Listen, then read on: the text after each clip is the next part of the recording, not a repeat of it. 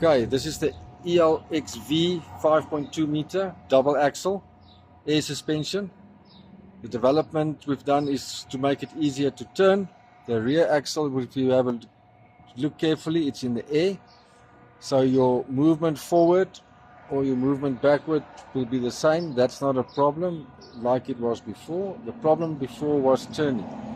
So check how easy this will move now. I can even go for a sharper turn,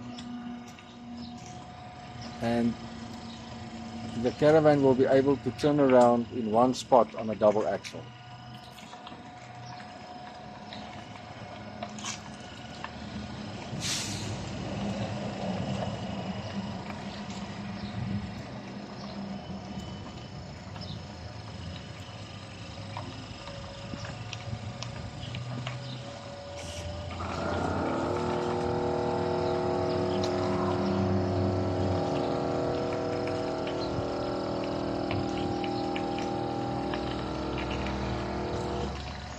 So how easy do you want it?